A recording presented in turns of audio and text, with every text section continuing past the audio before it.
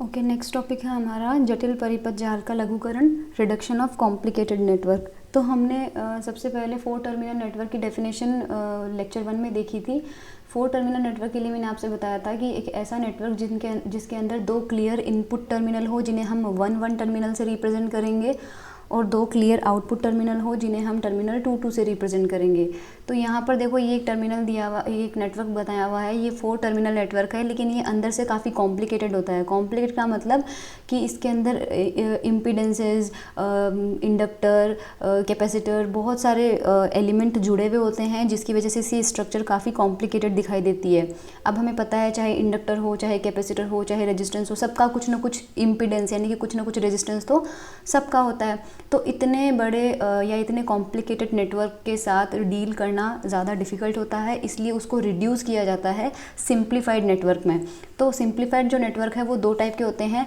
T network, जिसका दूसरा नाम है स्टार नेटवर्क, और सेकेंड टाइप का नेटवर्क होता है पाई नेटवर्क, जिसका एक और नाम है डेल्टा नेटवर्क। तो अपन इस लेक्चर में ये देखेंगे कि एक बहुत ही कॉम्प्लिकेटेड 4 टर्मिनल नेटवर्क को हम कैसे सिंप्लीफाइड टी नेटवर्क या फिर स्टार नेटवर्क में कन्वर्ट कर सकते हैं। तो ये है 4 टर्मिनल नेटवर्क और ये है सिंप्लीफाइड टी नेटवर्क। क्योंकि इसकी जो शेप है, देखो ये इसकी शेप अंदर से टी टाइप की है, इसलिए इस नेटवर्क का नाम है टी नेटवर्क।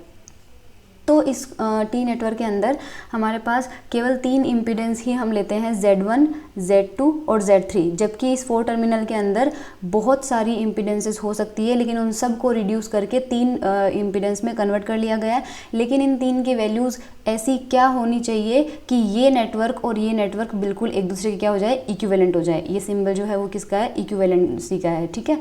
तो ये जो नेटवर्क है वो इस टी नेटवर्क के इक्विवेलेंट करने के लिए हमें Z1, Z2, Z3 की वैल्यूज़ जो है वो अकॉर्डिंगली सेट करनी पड़ेगी। तो वो कैसे सेट करते हैं, तो सबसे पहले 4 टर्मिनल, जो कॉम्प्लिकेटेड वाला 4 टर्मिनल नेटवर्क है, उसके लिए हम 4 तरह की इम्पीडेंसेस को डिफाइन करते हैं, और फिर इन 4 के टर्म्स में हम Z1, Z2, Z3 की वैल्यूज़ फाइंड आउट करेंगे।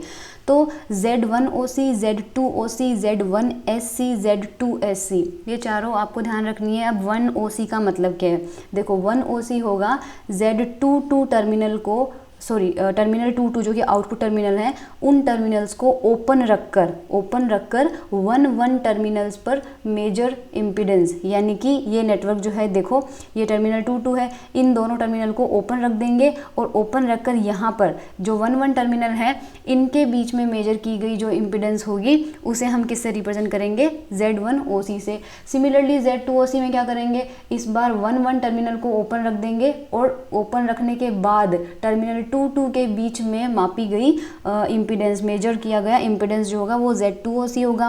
1SC क्या होगा, देखो टर्मिनल 2 को शॉर्ट का मतलब होता है शॉर्ट सर्किट, इस SC का मतलब होगा शॉर्ट सर्किट, हिंदी में कहते हैं लघुपतित, और इस OC का मतलब होगा ओपन सर्किट, यानी कि खुला परिपथ, ठीक है। तो टर्मिनल 2 को शॉर्ट रखकर 1 टर्मिनल पर मेजर की गई इम्पीडेंस जो है वो Z1SC हो जाएगी। सिमिलरली Z2SC जो होगा वो 1 टर्मिनल को शॉर्ट रखकर टर्मिनल 2 के बीच में मेजर की गई इम्पीडेंस होगी। तो अब हम क्या करेंगे कि टी नेटवर्क के लिए इन चारों की वैल्यूज़ फाइंड आउट करेंगे। तो मैं एक बार फिर से बना देती हूँ यहाँ पर जो टी नेटवर्क हमने देखा है।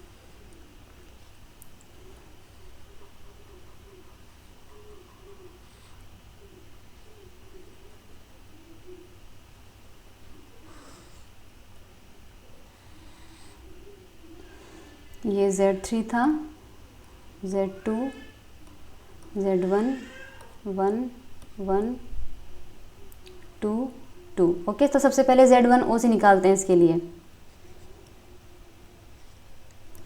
ये देखो, इस OC का मतलब होता है ओपन सर्किट, जो कि 2 टर्मिनल का होगा, और 1 का मतलब 1 पर मेजर की गई, और Z का मतलब होगा इम्पीडेंस। तो ये याद रखने का तरीका है।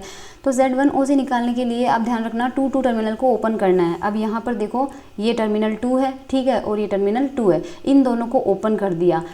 किन्हीं दो टर्मिनल को ओपन करने का मतलब होता है कि उन दोनों के बीच में करंट का फ्लो नहीं हो सकता, क्योंकि ओपन करने का मतलब होता है इनफाइनाइट रेजिस्टेंस, और ऑब्वियसली दो टर्मिनल ओपन है तो उनके बीच में पाथ नहीं है करंट के फ्लो होने के लिए, तो उनके अंदर से करंट नहीं जा सकती, ठीक है, जीरो करंट होती है। तो दो अगर टर्मिनलों को ओपन कर दिया यानी कि उनके बीच में करंट का फ्लो नहीं होगा।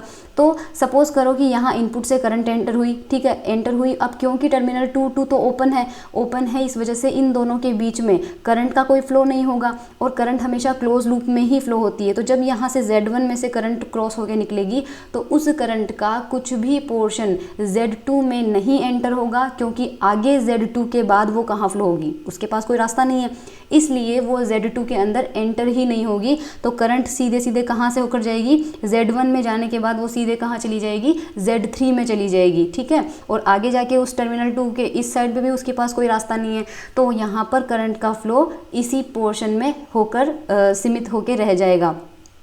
तो यहाँ पर अपन क्या करेंगे, इसका मतलब हमारे पास इस कंडीशन में Z1 और Z3 जो है वो तो इन्वॉल्व रहेंगे, लेकिन जो Z2 है वो आउट हो जाएगा हमारे सर्किट से, हम उसे आउट मानेंगे।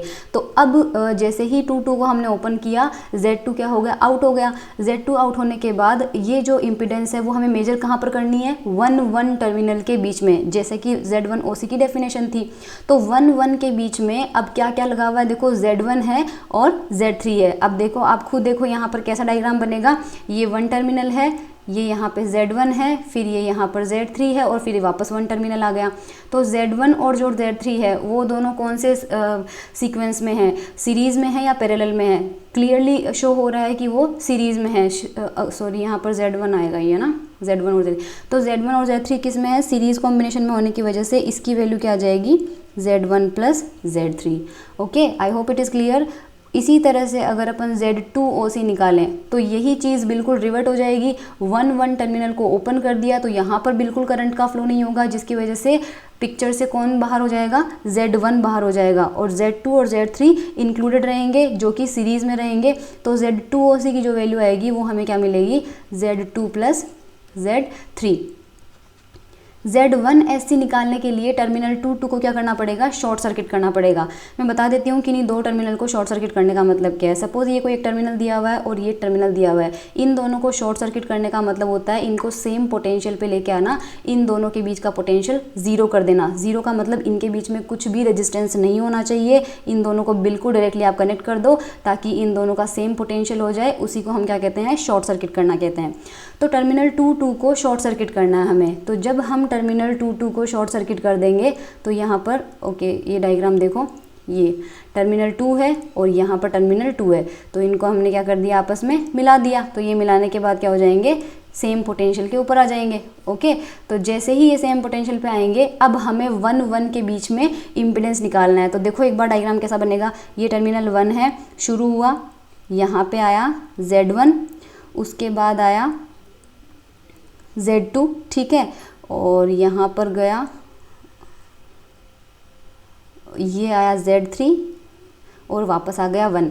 अब 1-1 के बीच में अगर इम्पीडेंस निकालना है तो देखो सबसे पहले Z2 और Z3 एक दूसरे के साथ कौन से कॉम्बिनेशन में है, पैरेलल कॉम्बिनेशन में है, क्योंकि ये Z2 एग्जैक्टली यहाँ पर आप इस Z2 को यहाँ पर भी शिफ्ट कर दो, कोई फ़र्क नहीं पड़ेगा, ठीक है। तो ये Z2 और Z3 तो क्या होंगे, पैरेलल कॉम्बिनेशन में, और फिर इन दोनों का जो पैरेलल कॉम्बिनेशन होगा वो Z1 के साथ क्या होगा, सीरीज़ कॉम्बिनेशन में होगा। तो रिजल्टेंट आपको क्या मिलेगा, Z1 के साथ Z2 Z3 का पैरेलल कॉम्बिनेशन अटैच करना है, तो ये हमें मिल जाएगा Z1SC। सिमिलरली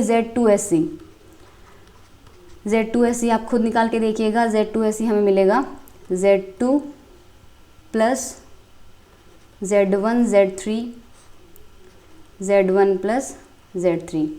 तो ये चार हमें इस कंडीशन में चारों इम्पीडेंस हमें मिल जाएंगे। अब इन चार की हेल्प से हमें Z1 Z2 Z3 निकालना है, तो मैं इनको इक्वेशन नंबर दे देती हूँ एक बार।